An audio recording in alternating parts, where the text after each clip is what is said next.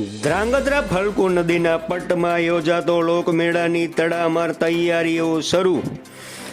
ધ્રાંગધ્રા નગરપાલિકા દ્વારા દર વર્ષની જેમ આ વખતે પણ શ્રાવણ મહિનાના 7મ, 8મ, 9મ અને 10મ એમ 4 દિવસીય ભાતીગળ લોકમેળાનું આયોજન કરવામાં આવે છે, જેથી ઝાલાવાડ પંથકમાં યોજાતો પ્રખ્યાત લોકમેળામાં ગામો ગામથી મેળો માણવા લોકો આવતા હોય છે।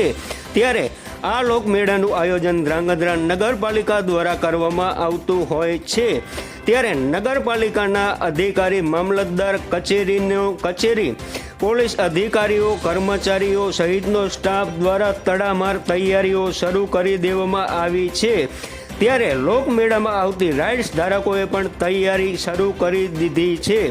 આ આગામી શ્રાવણ મહિનાના 7મ, 8મ, 9મ અને 10મના દિવસે યોજાતો ભાતીગળ લોકમેળા એ આપણા ધ્રાંગધ્રાની આન, બાન અને શાન સમાન યોજાઈ અને મેળો માણવા લોકો હજારોની સંખ્યામાં આવે તેવી પણ શક્યતા રહેલી છે।